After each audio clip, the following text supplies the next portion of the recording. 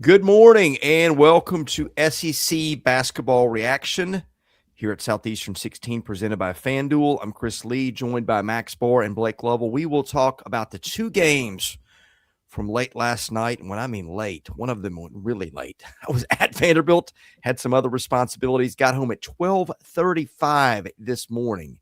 That's the kind of game this was. Vanderbilt beats Alabama 96-90, and Arkansas gets a win in Oxford 94-87. Gentlemen, let's start the talk on Vandy with this.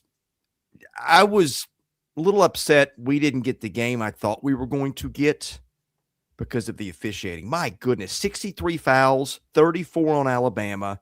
I thought some of the worst, most obvious calls were missed. Some calls where there was no contact were made, and touch fouls were called all night. As Mark Byington said, we figured out you drive the ball to the basket, and that's where you kind of get rewarded. Blake, a lot of points in this game, but no game flow. Look, take nothing away from either team. I think both teams are great, borderline elite, but the officiating is what left the night as the talking point, which was a shame because we saw two really good basketball teams last night in Nashville. Yeah, we did. And yeah, I mean, what slows the game down more than fouls? I mean, you mentioned 35 on Alabama, but I mean, 29 on Vanderbilt. That's not that far of a stretch here. I don't want anyone to run with that and think this was just all about Alabama fouling. It was Vanderbilt had 29 of them. And again, what slows the game down more than fouls? Free throws. And when you have 88s, that's going to slow the game down a bit. It felt like 70 of them came in the second half. And do we know what was the split on second half free throws versus first half? But whatever it was, I mean, I think fairly certain that at some certain point, like it felt like you could probably every 30 seconds there was a foul call, and it felt like every 30 seconds somebody was shooting a free throw. Now, I will not defend the referees necessarily. I don't love to do that. But when you're kind of in comeback mode the way that Alabama was at times, like it just became a game of we're going to get the ball out of bounds as quickly as we can and run down the court and try to just run into someone and try to get a foul call because that was their best path was to speed up and say we got to get a shot off as quickly as we can, draw contact. We know these guys are going to call it. And so kind of became that. And you know, we were kind of laughing, Max, in the Kentucky reaction stream last night. It was 30-17. Mm-hmm. And there were some people in there like, oh, Vanderbilt just taking Alabama to the woodshed. I'm like, have you ever seen Alabama play? Even at the end there, I'm texting Chris, everybody's leaving. It's a 6-point game with 30 seconds left. I'm like, Have we seen Alabama play before? They are going to make this interesting at the end because they can shoot the three and they're going to get to the rim and try to draw a foul. And, of course, it did get a little iffy there at the end of the game. Now, before we start the parade of things, and, you know, I've got to be honest with you guys, chat's not as full as it was on Monday. Not as full as it was on Monday. I want to note that. But I will say we have to, of course, bring up the obvious points here of the personnel on both sides because Aiden Sherrill doesn't play. And I told you, Max, I said I thought this was going to be tough for him to play. I mean, I know everyone was like, oh, he'll be fine. He's going to be okay. But this guy left the game on Saturday, didn't come back in, knee injury, big man. I thought it was going to be tough for him to play. Now, did he say anything after the game? Did Oates say anything about Sherrill? No. Oates was only like a 5-minute post game. It was quick. Yeah. Okay, so we don't know anything there other than the fact that he was dressed. And, I mean, clearly, again, he just wasn't in a position to play. Now, Labaron Philon, we do have a quote on that. And that is, he went out at like the 16-minute mark of the second half. Didn't come back in the game. And here's the quote.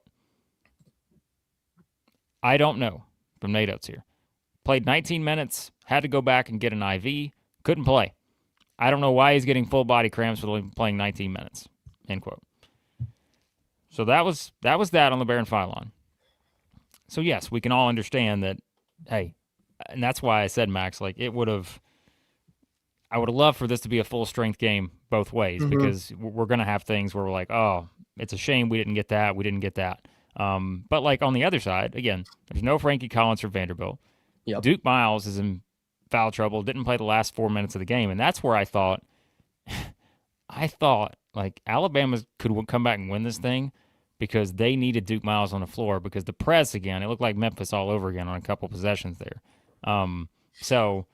So many storylines in this game, but I mean, I guess what else we'd expect for what was the game of the year so far in the SEC. Yeah, this is a tough game to analyze, just with how many different ways you could take it. Obviously, you can complain about the fouls, but that's going to happen in the SEC. But this is I feel good about both teams in different ways coming out of it. You really got to pick apart different areas of this game to get a good understanding of it, because man, it was a movie of a game. For Alabama to get 11 rebounds out of Amari Allen and 11 rebounds out of London Jemison, when that's been something that Nate Oates has just been challenging this team on all year, is being a little bit tougher around the boards. So to get that from your two freshmen, I loved that. Step up, and they're physical without Aiden Sherrill in the game. And Noah Williamson had 3 fouls in like 2 minutes. So You're thinking, oh, hey, Nate Oates had that funny quote about Williamson going home for the Christmas break and coming back re-energized. You're like, wait, has he kind of found his confidence again? Maybe it just took him a few months to get going. He only plays 4 minutes. So to get that physicality from Jemison and from Amari Allen, I was really impressed. Keaton Bristow fouls out in 8 minutes. So you really get nothing from him too. So I was so impressed with Allen and Jemison. I think there's something you can really build on off there moving forward. And then, obviously there'll be a lot of, excuses for whether Alabama, would have won full strength or whatnot. I'm kind of taken away, man, I feel great about this team. If they're able to go into Memorial Gym and only lose by 6, whatever way the game script went, the circumstances were what they were. And without those pieces to hang in that game, I thought that was impressive, while only shooting 22.5% from 3. But you got to credit Vandy on that. We mentioned in our preview how elite Vandy's perimeter defense is. Now, speaking on Vandy's perimeter defense, I've just seen just line after line of no Sherrill, he's our best defender, it would have changed the game. Frankie Collins, if he just has played a little bit more minutes, just a little bit, he doesn't have enough of a minute share right now to be ranked in Ken Palm's national rankings. But if he just played a little bit, he'd be top 5 in the country in steal rate. You could make an argument that Frankie Collins is Vanderbilt's best perimeter defender. So with all the Aiden Sherrill, we don't have our best rim protector comments, Vanderbilt didn't have their best perimeter defender. So, okay, kind of take that what you want. Duke Miles is in foul trouble the whole second half. He had 17 he finishes with 19 or something like that. He barely was a factor in the second half with foul trouble. So it's like you have, you can have your excuses for either team both ways. What I think is undeniable is, man, that's impressive for Alabama to hang in there on a road environment. It's a tough gym to play, given all those injuries and circumstances. No Philon in the second half is huge. I was impressed. And then I'm also impressed with Vanderbilt. If you don't think they're the real deal by now, I don't know what to tell you. Yeah, there's a ton of stuff. Go ahead, Blake. I'm sorry. No, go ahead. Well, I was going to say there's a ton of stuff we could take away from both sides. But I think, Max, that was a great point. That was one I was going to bring up too, is like Vanderbilt's got 3 really good guards, just traditional guard. I mean, I guess you could say Tyler Nicholas, he's more of a wing forward, whatever. But point being, like the drop off from those 3 to the rest of the roster is massive.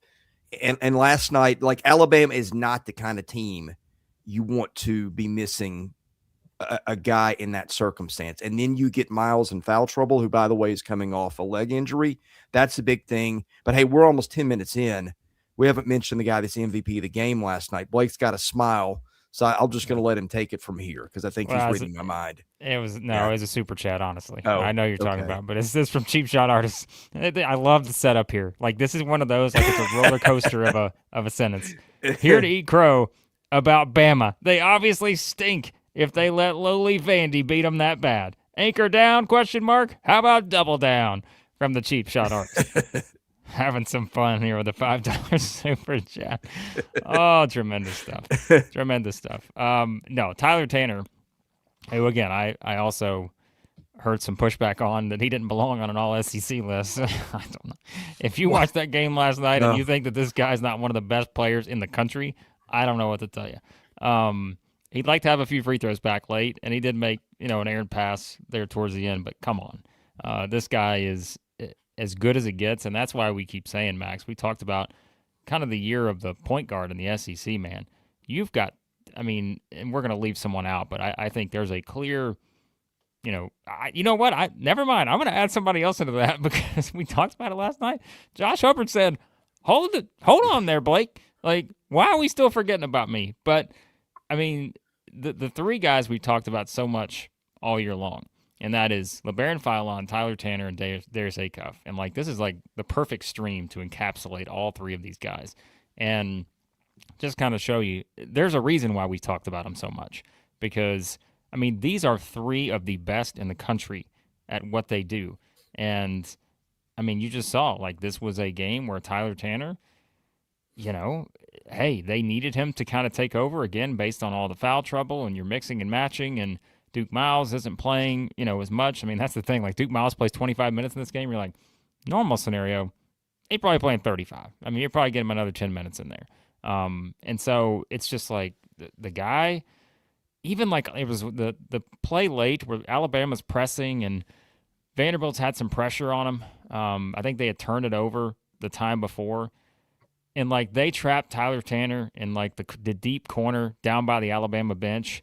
And the guy just maneuvers his way out of it, and he just dribbles down around another defender, gets into the front court, gets fouled. Those are the kind of things, again, it seems small, but as a point guard, just your ability to get out of those kind of situations knowing that the pressure is on, I'm just I don't know how you can't be impressed with this guy. I'll have to look now, Max. Ken Palm's updated list, where is he? Where's he at Tyler still? Tanner's 7th right now. 7th in the Player of the Year list on Ken Palm. We're not talking SEC, folks. We're talking nationally. So, yeah, I just think that's – and he is number one on Ken Palm now for the SEC rank. So that makes sense after Philon didn't play as much. So, yeah, man, he's as good as it gets. And I don't know how else to say it. If you watch that game and you didn't come out impressed by Tyler Tanner, then – I don't know how to. I'm never going to convince you. So,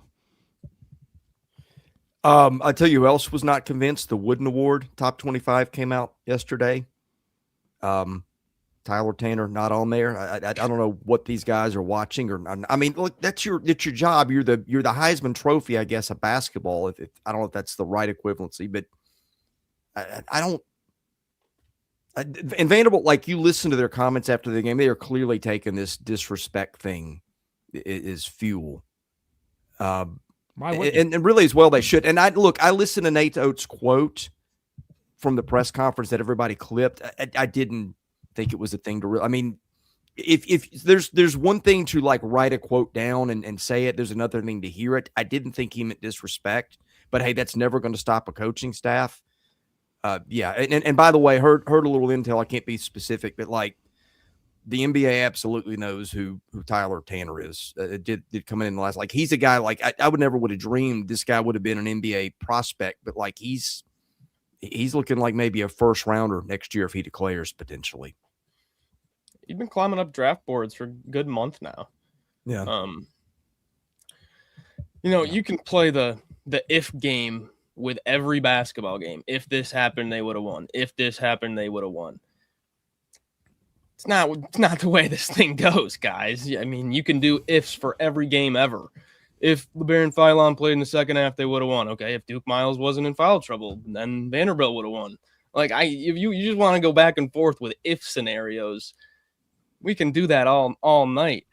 You're just in denial. at this point. You're absolutely just in denial. They have the tied for the most quad one wins in the country, with one of the best point guards in the country, with one of the best shooters in the country, with one of the best coaches in the country.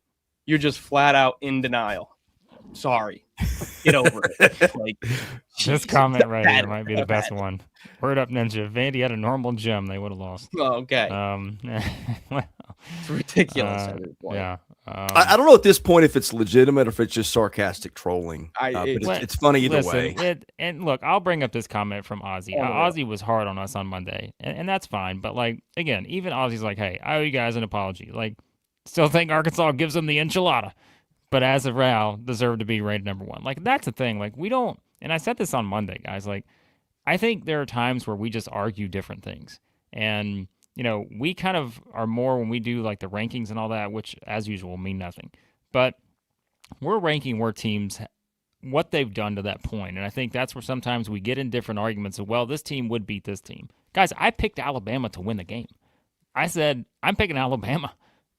Like, I said it because I've mentioned all year long. I said at full strength, I think Alabama's the best team.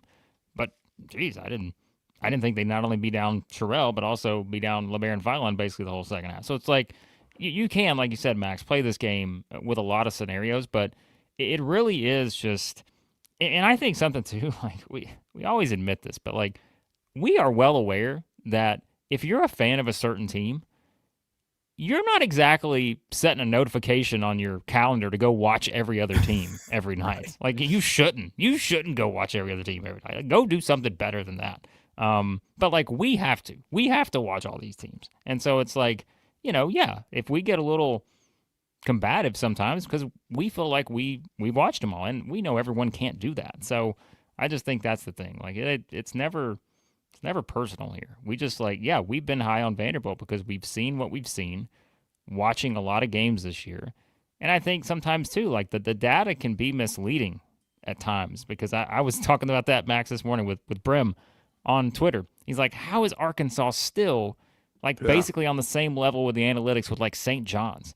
And I'm like, well, it's because, you know, they started further behind. They dropped 18 spots after Winthrop and Samford. And so now they're trying to claw their way back up while the preseason numbers are still helping like a St. John's because it's not dropped them as far because they've not lost bad, right? And so it's stuff like that. And I mean, again, you can't deny the numbers with Vanderbilt right now. They have 8 quad 1 plus quad 2 wins. They have 5, as Max said. They're tied for first in the country in quad 1 wins with Duke and Iowa State. Not bad company there. You know, and all these things. So the next closest now, I think Alabama, what is it? I put the numbers out this morning. I don't remember what it was. What's Alabama got? 6 quad 1 plus quad 2. But they have, I mean, I think that's it. So, yeah, it's like we're not sitting here holding hard feelings. I just think, yeah, if we, as much as we watch, I think we had a pretty good feel early that even though they were going to get picked apart for not playing the top 10 type teams, you just felt the performance was there to give you a lot of confidence in Vanderbilt being this good. And I think coming out of this game, even with some of the situational stuff you can throw in, what if that, understood. But like, again, if you came out of that game last night and you didn't see a good team, then no amount of Southeastern 16 watching will ever convince you that they're a good team. Like, you've just you've made up your mind. So I don't know what else to say. And Alabama's a great team too. And I think that's the thing. It's like, I hope we see these two teams play again. It would have to be in the SEC tournament or NCAA tournament, I guess. But yeah, this is one I wish we were getting twice. I wish there was a return match in Tuscaloosa, perhaps in a steel cage. But it's not going to be that way, Max. There'll be no steel cage matches this year between these two. I'm afraid of that, actually. It'd probably get 115 fouls called if that was the case. So I came away more impressed with – this is like one of those games where it's like the game finishes and I like both teams more. Oh, yeah. You know? How can you not? I mean, that was extremely impressive by Alabama to do that with given all those circumstances. If you add in everybody at 100% health, we've been saying for, I don't know, about a month and a half now that we think at full 100% health, full entire team, Alabama has the highest ceiling. And it's a game like that makes you think that 6-point loss in one of the toughest places to play right now.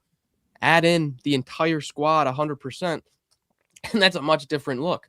So I mean, kind of get the feeling of the what was it, Blake? Florida Kentucky game last year around this time when Florida lost by like a basket or two in a really high scoring game, and we came away feeling great about both teams. I kind of have a similar feeling here. Yeah, I've got some takeaways on Alabama in a minute, but I think the perception on Vanderbilt. I was listening to Field of 68 this morning, and they talked about him. Most of their guys thought, "Hey, this is a really good team." They asked Tyler Hansbrough. He said, "I'd basically, in so many words, I think they're not that great." Said I'd give them an 8% chance to make the Final Four. I do think like Vanderbilt basketball has not been relevant. Basically, I know it was ridiculous. Listen, but like, Sorry. Well, it's not. I'm not even laughing at the idea that like it's the absurd very to specific say number. I know. Yeah, but well, like first of all, 8%, like how many other teams have like an 8% chance to make the Final Four? Like we don't have a damn VCU? bracket. What are you talking about? I know. We do this Final Four thing. It's so ridiculous. Like, I mean, let's just talk about who the top teams are because the tournament's a crapshoot. Does Arkansas have like an 8.4, 0.2% chance to make? Like, what are you talking about? Well, look, You're I a great think, player, Tyler. Better than me. I think look, they've not been relevant in a long time, right? Last year they made the tournament, lost first round. It's been a really bad decade for Vanderbilt basketball, and maybe even a little bit more. So I think people are maybe waking up to the idea. And look, I think that's where we add value as a channel. We watch everybody all the time between the three of us. You guys more than me so far because I've been knee deep in football, and you've only got so much time. But like if you're new to the channel, that's what we do. This is not a drive-by take. Like we watch a crap ton of basketball all the time, especially these two to my left and my right. But I think that's kind of holding him down. Like I think, and if you will catch a team at the wrong date, I think a lot of people caught Vanderbilt on the Memphis game. Like I didn't see anything about Vanderbilt that I recognized that night really until overtime. So like if you caught him then, you're going, okay, well, maybe they're not all that. And the criticism that Tyler Hansbrough had, which I actually thought was kind of fair, he said, I don't think that they are maybe deep enough underneath. Which is like Jalen Washington is probably their best true post player.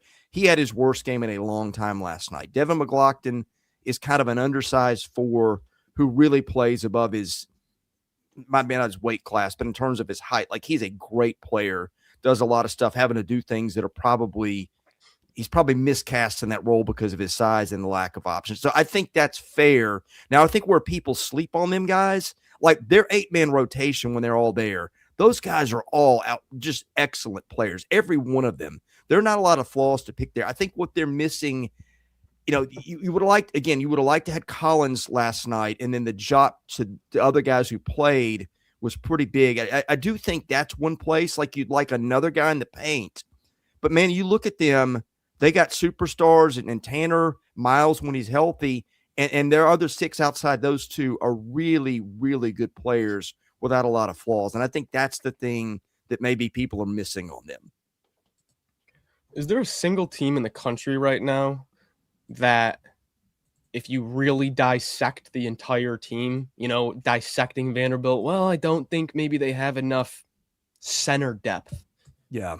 There's something for everybody, right? Right. Like if you look at every single team in the country, you can probably find one position group where you're like, okay, well, I don't think their backup wing shoots well enough off the bench.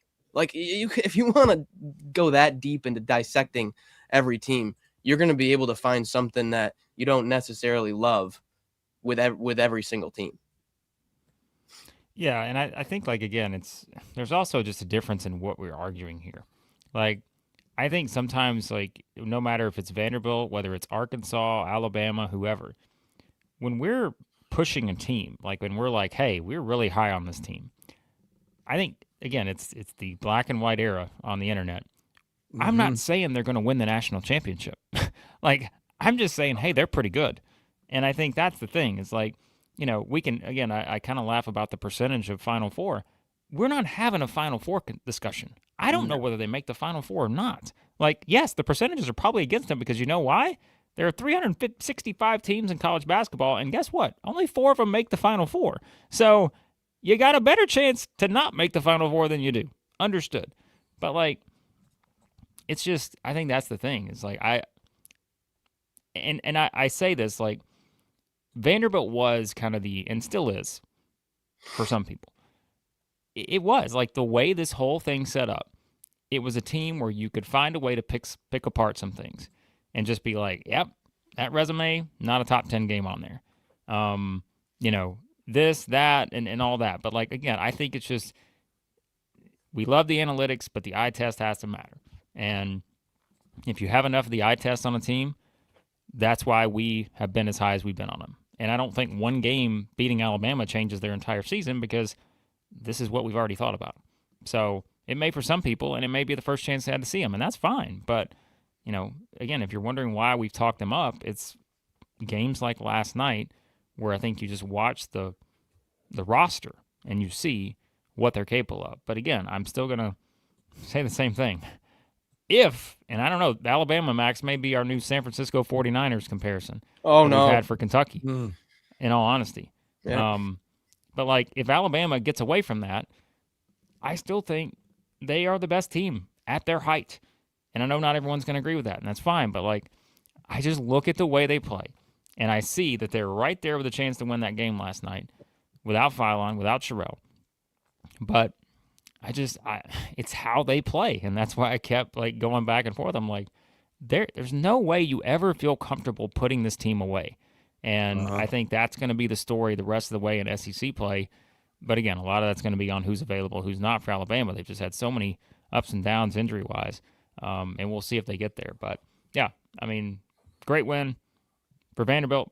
Still, as Max said, I think you have to feel great about Alabama moving forward. Gotta. Yeah.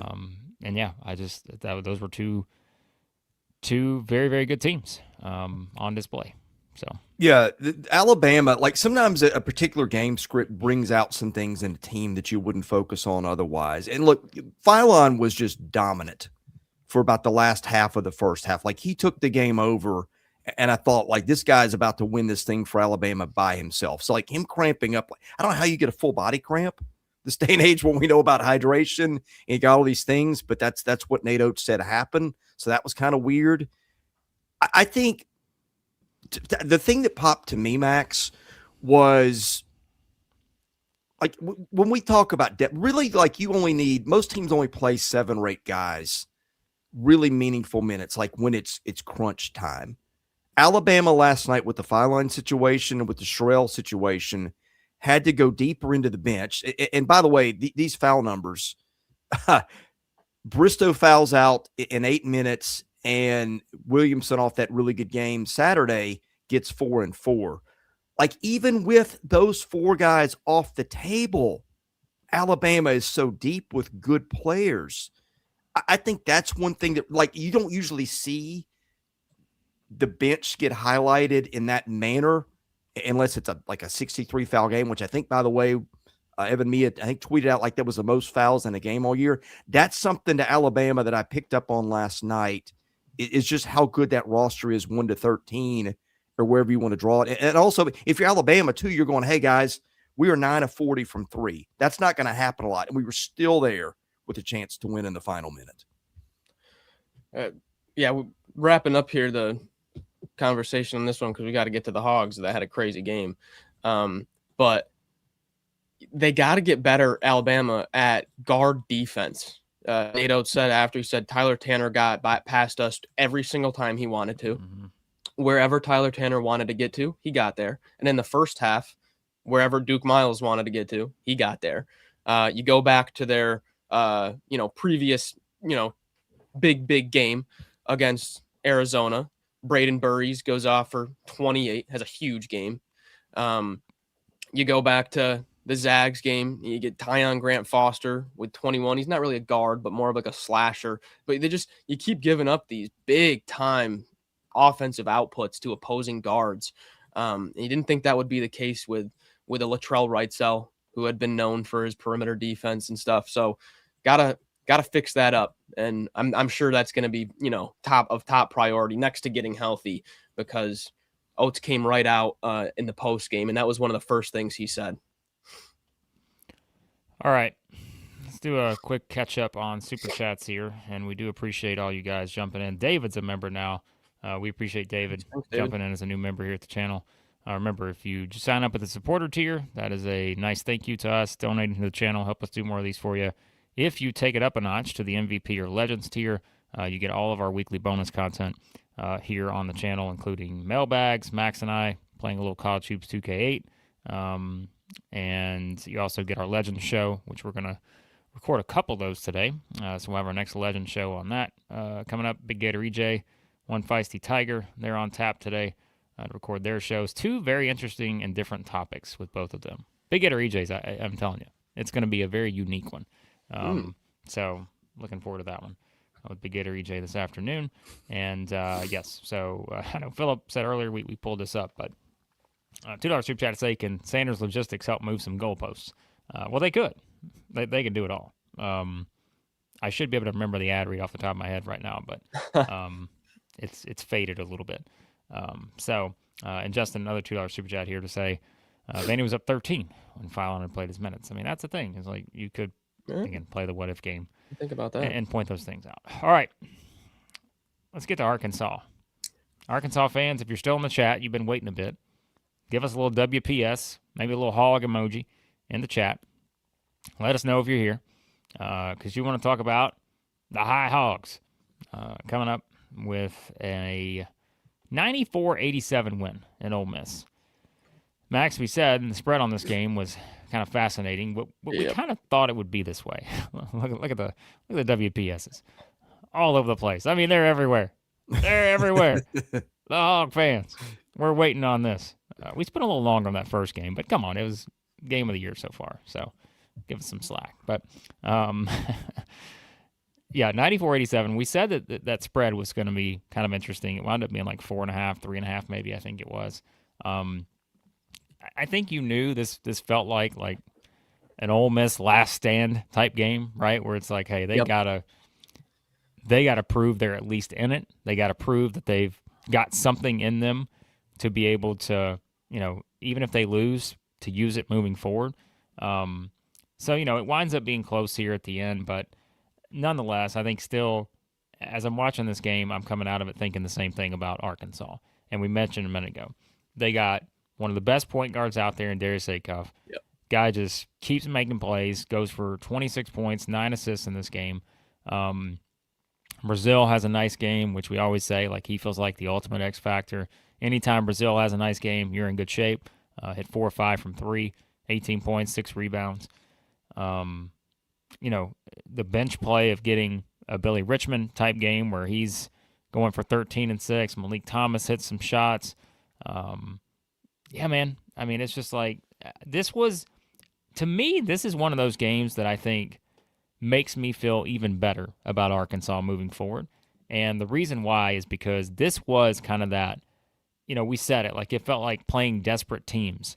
Ole Miss has been desperate. Like, we mentioned Missouri before that Florida game. They were desperate. When you have to go on the road and play some of these desperate teams in SEC play this early who kind of know their season is, this is about, like, they got to do something fast or their season is just going to spiral out of control. And so for Arkansas, had a big lead, got a little bit closer there, find a way to win on the road. There's nothing bad to say about that when it comes to this league. So nice win for the Hogs. Yeah, we're up by 16 with 7 minutes left. And then Ole Miss kind of makes a furious push there at the end. Actually had I believe it was Patton Pinkins. I could be wrong, but I believe it was a 4-point game with like 1:30 left. And Patton Pinkins had a transition opportunity to take it to the basket, stops for a pull-up 3, and hits the back iron. And then that was pretty much the last chance there for Ole Miss. Good game, scrappy game. Darius Acuff. Now, I think it was Curtis Wilkerson. I think it was Curtis Wilkerson that took a screenshot of Ken Palm's SEC Player of the Year. Yeah, I saw that. the 5 and was like, I think there's a glitch in the system here. I don't see a player. Well, he's there now. He's A there Cuff now. now on Ken Palm's SEC top 5. They're the Ken Palm all SEC team there. And if you look on Bart Torvik's plus minus right up there at the top, he's been incredible. Man, we have quite the debate for best point guard in the league here, because it could also be easily translated to best point guard in the country. Now there's quite a few out there as well that Big Ten's got a couple and stuff. But if you're looking at like a list of top 5, there might be 3 out of the top 5 in the SEC. And guys, is there a better freshman point guard than Darius Acuff? Is he the best freshman point guard in the country? Is there anybody I'm forgetting? Like, who else? I'm trying to think right now, and no one's beating him in my mind. Yeah. No, I mean, all the ones I'm thinking of are older, right? I think he's the best freshman point guard in the country. I mean, you just said that. Think about that. And I didn't even mention this guy earlier, but are you kidding me right now in the SEC this year? We've got Darius Acuff, Labaron Philon, Tyler Tanner, Jacoby Gillespie, Josh Hubbard. Yeah. Who else? And somebody I'm forgetting? Eden Thomas, if he's healthy. Yeah, that's right. Eden Thomas has been. Yeah, he's there. Incredible. My goodness, man. Wow. If we're doing an all SEC right now, I mean, I think you probably go in some order: Tanner, Acuff, Philon. Gosh, I'm missing an obvious one. Help me out here. I feel like there's 4 that are Acuff, Philon, Gillespie. Tanner. Gillespie's got. Okay, Gillespie. That's not where I was thinking, but like I'm missing somebody else. Tommy Howell, just like a 5-man team. Like that's a tough discusan. Oh yeah, I know you guys had it a couple of weeks ago. Well, I know, but I mean, then Keyshawn Hall. Yeah. I mean, it's a good year for studs in the league.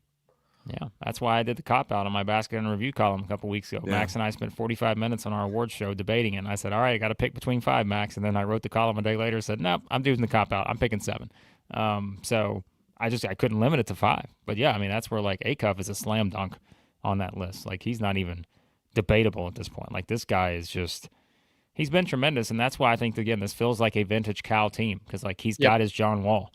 Like, he's got his guy that he can just ride in any situation and feel like we'll find a way to win. And he's a freshman. Like that's the thing. And in an era, guys, where how much his experience matter, and Arkansas knows that better than anybody, right? It's like I feel like some of the reasons Arkansas made those runs in the tournament under Muss, like, it's like, well, they had a little bit extra experience, and like everybody wants experience. And I just think now it's like, dude, you got a freshman out there that's playing like a grad student. Like he knows the game. And just the on-court awareness he has, man, he's fantastic. And I think that's where, and I mentioned earlier, I'm like, I know not everyone has a chance to watch every game, but like how many guys in the SEC right now do we have that are like appointment television that you just wish you could watch, all the time? It's not easy to do, but yeah, I mean, it's just, my goodness. But yeah, I mean, like, I know we've said it, like I think still, the key to this team long term is going to be just the front court production, and I think that's going to be, and this can parallel too a little bit to like Vanderbilt, I think, because the matchups I'm most interested in seeing with Vanderbilt are like Tennessee, Florida, the teams that have these front courts that are, and not to say Alabama's not, but like that is where you see 2 teams that are like a contrast, right? And so you put Arkansas in these situations now where look at some of the front courts they played, right? They played up against a Michigan State. They played against a Duke. They played against Houston. They played Tennessee and beat Tennessee. Texas Tech. Like you keep going down the list and you're like, they've been challenged. And I think that's helped this group in the front court so much is that, yes, you may still have a few inconsistencies here or there, but like they have come a long way from the questions we had after probably Winthrop or something. I mean, that group itself has probably improved as much as any group out there just in terms of like your confidence in what they can do. And so combine that with Acuff and Thomas and all these guys doing their thing, Richmond, Knox. Yeah, man, Arkansas they're a lot of fun to watch. And I know you guys have mentioned in the chat, you don't want to stop your celebrating just yet, but like, yeah, you got to talk about desperation mode. You go play another desperate team on Saturday now on the road when you go to Auburn. So what a fascinating setup that is. So Mr. Snow says Mr. Snow is Mr. Hogs by Quintillion, I believe. I believe this is Hogs by a Googleplex, Mr. Snow. Malik Thomas, best freshman, sixth man of the year. Okay, listen, Texas Tech, Queens, and Houston. He goes for 8, 3, and 7, and I'm doing the solo stream that one night, and all you Hogs fans are a little bit worried about Malik Thomas. He looked like a fish out of water against the Cougs out there. Hey, there's going to be a lot of freshman guards in December that look like a fish out of water against Houston. And we said, hey, I trust him. I think I believe in the talent. 28, 18, 13 in the last 3 games, 11 of 20 from 3 in the past 3 games. That's been the biggest thing, I think. He has found his confidence in his shot again. A little bit timid there in mid-December. He's found his confidence again. And man, is that just a huge, huge boost, because DJ Wagner, he did have that good shooting game against JMU, but past 2 games, 0 of 4 from 3 combined, only 5 total points. Where has that backcourt, next to Acuff scoring came from? Boom. Here comes Billy and Malik with some nice double-digit scoring numbers. Everyone's kind of fitting into their role now. It feels like out of all 16 teams in the SEC, I feel like Arkansas has one of the most defined, most connected role teams right now. It's 8 guys. They're all playing double-digit minutes, and it's a tight-knit rotation. I really like it. people are asking about Pringle too, by the way. Like I realize like he's been a bit up and down, but I think from a bigger perspective of seeing how Brazil and Ewan have advanced since early in the season, you don't have to have Pringle being a guy that I think is just doing a ton of stuff necessarily, Max. I think it, like you mentioned, it kind of plays into the role thing you talked about. Yeah. Like he plays a role, but like he doesn't have to play a huge role right now. And I think that's because Ewan has come along and has had some better games in this stretch. I know, last night's box score, not great, but still, like I think that's going to be the thing is when they play teams that are better, because like we said, Ole Miss is struggling right now. You look at the Tennessee game, and you just kind of see that, all right, hey, that's where Ewan steps up, plays a good game. Brazil still gives you 38 minutes in that game. Didn't have to score a ton, didn't make shots, but like I think you have enough now consistency overall from that group that I think it's enough to get you where you need to be. And your guard plays so good that, like we say, you don't have to be perfect in the front court because you've just got so good. Your guard plays so good and your perimeter plays so good. So, Arkansas is just they figured it out, and I think that's where we push back on teams like Kentucky for their chemistry right now. Arkansas's chemistry is through the roof, man. Yep. So, yeah. For Ole Miss, it's a bit of a different story. This was kind of that absolute desperation. But you do get one more home game here in this little back-to-back home game stretch this week. Saturday, home against Missouri. Basically the season on the line, pretty much. In this one, it is absolutely do or die for Ole Miss. Absolutely do or die. I have a question for you guys. And again, you guys have both watched a lot more basketball than I have at this point of the season just because of the situation with me in football. But and maybe it's because I feel like I catch him on his great games and have for years. And I'm going to define the term I'm about to ask you about. X Factor to me is a guy where like there's a huge range of performance where like he can be kind of a non-factor one night and another night he can take over a game. Brazil? Yes, you knew exactly where. He's the biggest X factor in the league, and he was, 20 points last night. It stepped out and added some range to his game really this year. I mean, I think he had some of that before, but like I've seen him have games where they like used him as an outside threat. He can block shots inside. Like he can do a lot of stuff. And like you mentioned, they've got depth and other pieces, but like when he is really on his game, my goodness, they're tough to beat. I'll say yes, but Max, go ahead. I'll be right back. Yeah, you caught him on a good night because the past 3 games before this, he was on an 0 for 8. He didn't do much, right? Yeah. So yeah, I mean, when he puts in performances like that, the team has a different level of spacing to it. With him at the 4 being able to space it out. But I also like when they put Carter Knox there a little bit, go a little small ball too, maybe a little Billy at the 3 and Knox at the 4. But in terms of like biggest X factor, I don't know, but he's definitely a big one because when he spaces the floor like that, and it's so tough to keep Acuff out of the paint to begin with. And man, when you got to stick onto that 4-man in the corner when Brazil is making shots, it's a brutal guard. It's part of what makes this Arkansas offense so efficient. All right. So as we said, the Hogs get to go to Auburn on Saturday. What a setup that is for this one. Oh man! So yeah, that's a big one. A must-win for Auburn.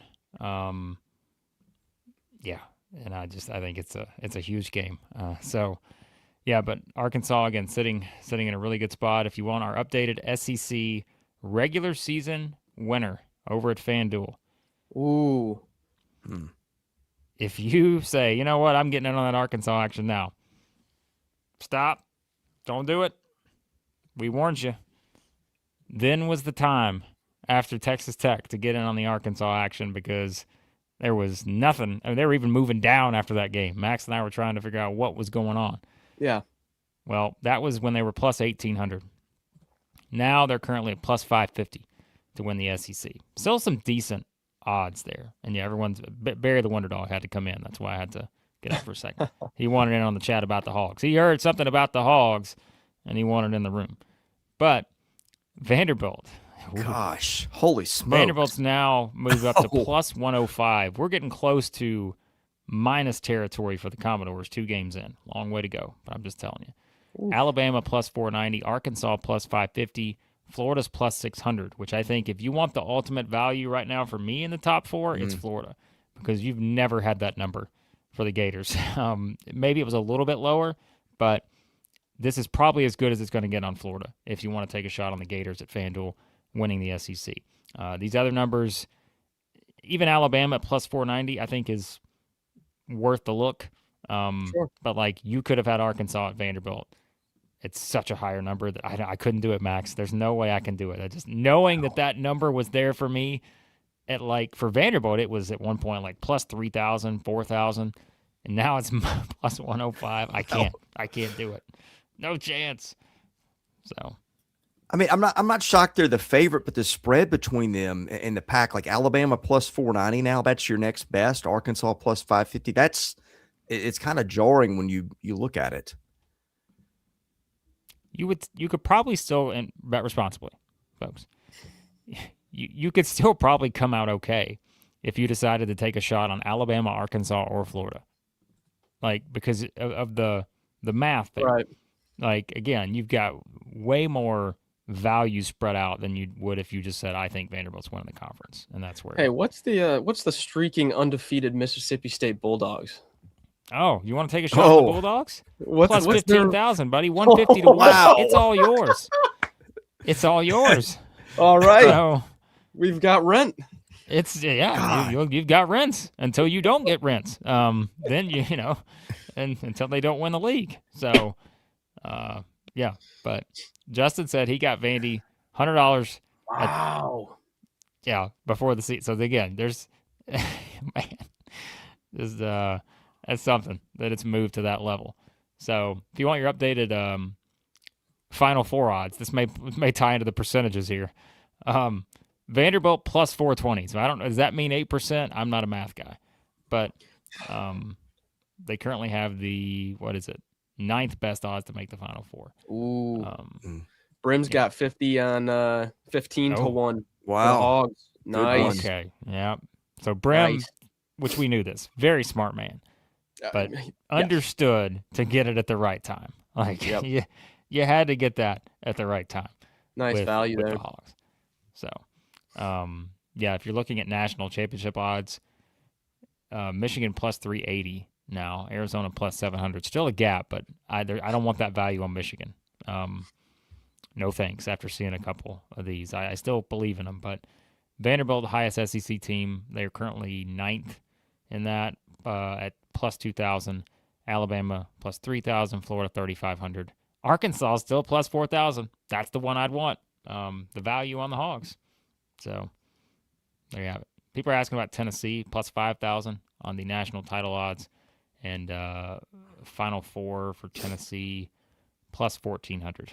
Those just aren't good enough odds for me right now on those kind.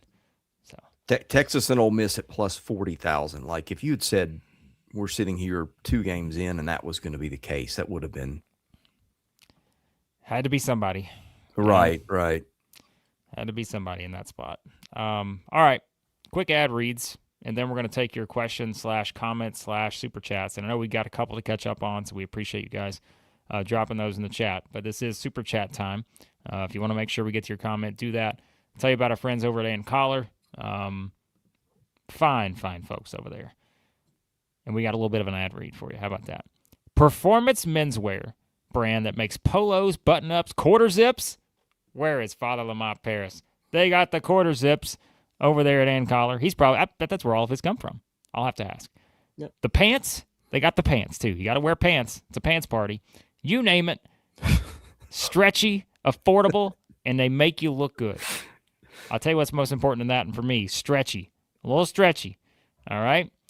They basically invented the work leisure fit here. Work leisure. That's us. We are work leisure. Like, we're just sitting around in our underwear. We need some pants. So we're heading over to Ann Collar. Because, yeah, I mean, stain resistance, a feature. Comfort. Who doesn't want comfort? You kidding me? Wrinkle resistant, machine washable. Ooh. Max said, you telling me I can be efficient with a little machine wash? Absolutely. Yeah. Nice. Lightweight? Huh. Price? Lightweight's not going to work out in the garage here in the winter. But the price, that's what you care about. It's the price. And if you want 16% off over at Ann Collar, you're going to use our code, SEC16. SEC16 over at Ann Collar. The greatest menswear company maybe ever invented. Yep. Now, I can't prove that with a net ranking or anything, but I can prove it with my eyes. And again, it's all about the stretch. All right? The best of the best. As Alan says, we are the definition of leisure here. Yes. Okay? We are the definition of leisure. Chris's comment, out of question, someone may question what I'm watching. Or out of context. Well, you may be right, Chris, but this is what you tune in for. You don't tune in for the basketball analysis. You tune in for the ad reads. Yes. And so head over to our friends at Ann Collar. Remember. Well, just remember whatever I just said because I don't know what I was going to say next. Ann Collar. ANDcollar.com. SEC16 for 16% off. Our fine friends at the Yearly Company. You're going to get a nice little 100% off over there on the sizing kit. Yep. SE16 kit is the code. SE16 kit over at the Yearly Company. Get in on that action over there. And don't forget about ROKFORM. ROKFORM.com. The world's strongest magnetic phone case. Extreme protection. Super strong magnets. If you're going to use protection, it better be extreme. Rock Lock. Secure mounting. Our Rock Lock of the day is you guys. You guys are the Rock Lock of the day. Yes. How about that? And so you get 25% off over at ROKFORM. SEC25. SEC25 over at ROKFORM.com. All right, I know we got to get out of here shortly, but I got a show culture question. I'm going to direct it to you, We got to Blake. get to some. Okay. Super chats real Okay, quick. I'll add it at the end. It's okay. One Feisty Tiger, if you're watching, don't worry. I'll be over in a few for the Legends show. Jay's probably there waiting. Jay's already probably giving a speech to One Feisty Tiger right now. Justin wanted me to make sure I brought this up earlier. Feels like a mirror of the Vanderbilt football win responses. Vandy had a starter out, shot poorly from 3, and was still led for 80% of the game. I don't know. A walk on dirt, always a super chat contributor here. $2 super chat to say Malik Thomas needs to start. You know, I think it's kind of one of those where they just like him being the spark. Yep. Off the bench, Max. You know, I feel like that's kind of the role they've established, and some guys are just better too that way. You know, so maybe that's the case on that. So, Flying Blind, an all-time legend here at Southeastern 16. If Acuff wins the SEC Freshman of the Week, which he should, yeah, he will. He'll break the record with 5 straight. I mean, he, in all honesty, like Man, he may win it the rest of the season. Like, Yeah. he may win it every week for the rest of the year if he keeps playing like this. So, no knock on any other freshman, but he may have a chance. Amari Allen, I mean, if I got the right guy, Amari Allen, is he a freshman? Yeah. Yeah. He I was was like, great wait a last second, night, by the way. That's right. Didn't play like a freshman. Yeah, I was like, wait a minute, am I thinking of the right? Yeah, he's a freshman. So, but yeah, there will be some competition, but ACUF's in a pretty good spot. And I know Unbiased Brim said earlier, $2 super chat. Need the Hogs to be 5-0 when Vandy comes to town. Oh boy, you want to talk about an all-time chat game? Vandy at Arkansas, Tuesday night, January the 20th. It's a 9 p.m. Eastern tip in Bud Walton. Late game, gonna be rowdy and rocking there at Bud Walton for that one. Congrats, Hayden. Max's face looks like a white Darius A cuff. $2 super chat on that one. What? Oh my goodness. You guys, I knew this would be an excellent stream, and you have delivered. Absolutely delivered. I mean, hey, someone's going to Photoshop that, by the way. Court.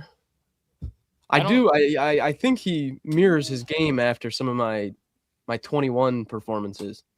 I don't know. So, I don't know. All right. Are we done with super chats? Because I got. Yeah, I think. All right, I'm gonna make a proposal. See if you guys are with me here. Blake, you started Hubbarded or whatever, however you said it the other day. As part of show culture. I like it. I like it either way. I'm gonna propose A-cuffed as a verb. Like Ole Miss, you've been A-cuffed. I think did we use that one time? We may have used that already. Well, we should. I want to say it. I don't remember, but if we didn't, we will use it. Yeah. So. Okay, we're unanimous. All right, we got to get out of here for the next stream. Any parting thoughts from you guys on the way out? I don't just. The chat's much better when I don't know. You just get scenarios like this. So yeah, I don't even know what to say. An interesting show to say the least. But congrats to all the winners. Congrats to everyone. So that's we'll right, have Chance. our members live predictions tomorrow morning, right? Yes. Oh, I forgot to mention that. So we usually do our members live predictions for Saturday on Thursday. We're going to move that to tomorrow now, just because we've got a couple legend shows to do today. Obviously, it's a big football day. Ole Miss plays tonight in the playoffs, so yeah, we're going to move those to tomorrow. So we're going to probably start a little early too. So Big Gator EJ, I know you're ready for that Florida Tennessee prediction. We may be starting at like 6 a.m. your time tomorrow. But Big Gator EJ will be up. He'll be too excited after the legend show we do with him this afternoon. So yeah. But yeah, we'll jump on in, become a member. Hold on, before we hop off, I got to drop that link. We had a lot of new members yesterday. I don't know what we did to deserve that, but we did get a lot of new members yesterday. David's become a member today. So yeah, remember guys, if you become a member, you can sign up and support the channel for $3.99 a month. That's just your support tier. If you want all the bonus content, you got to go to the $5.99 a month. That's $599 a month for any of the bonus content. Just kidding. It's $5.99. So check it out. There's the link. We appreciate you guys. Yeah. Thanks for being here. Thanks for the super chats. Thanks for the comments. Those were electric today. God bless you. Have a great week. For Max Barr and Blake Lovell, I'm Chris Lee. You've been watching Southeastern 16, presented by FanDuel.